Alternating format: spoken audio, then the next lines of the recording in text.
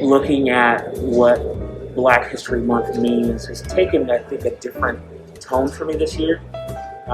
In the past, it was a chance to celebrate, watch some movies, go to some Black businesses, and kind of really dig in that way. But now I'm looking at it in a different light in terms of what's actually happening in the world, in the U.S., in my state, a little bit more critically.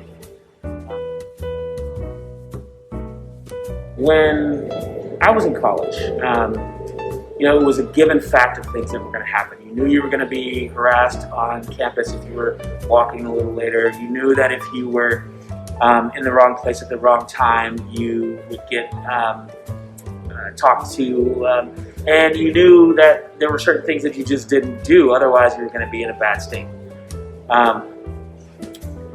That was 30 years ago.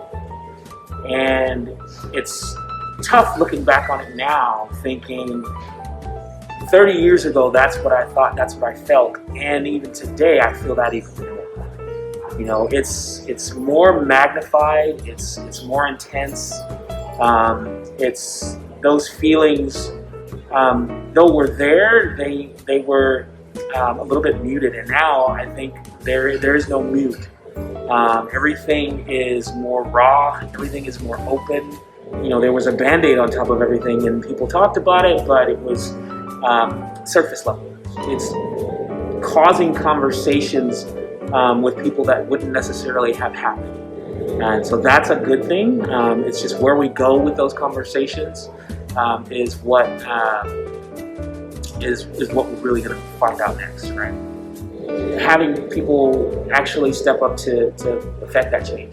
And not just people of color, people in all aspects of it.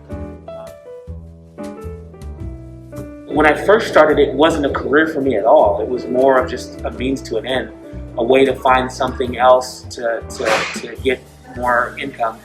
What I found was that it's a very fluid industry, and it's very accepting.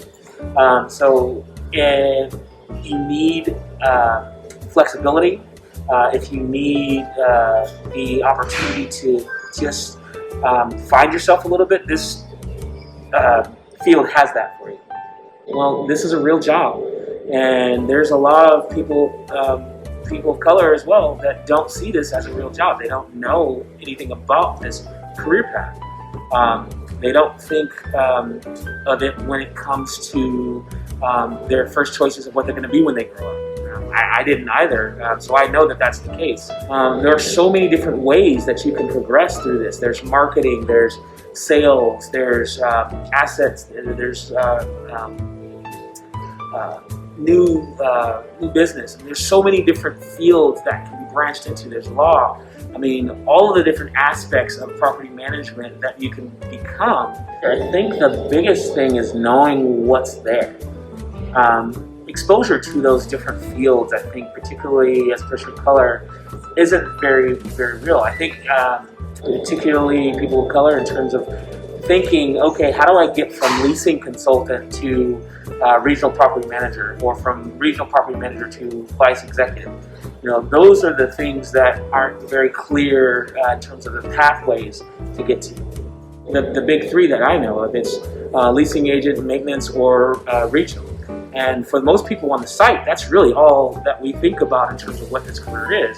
But there's so much more, and it's about getting all of those other aspects out to people. Like, if there's anything that you like to do business-wise, you can do it in property management. And so I think that's the number one thing that I think is missing from a lot of inclusion aspects, right? Because if somebody likes to do art, or if they like to do marketing, or if they like to do sales, it's all there. It's available. It's just not being promoted.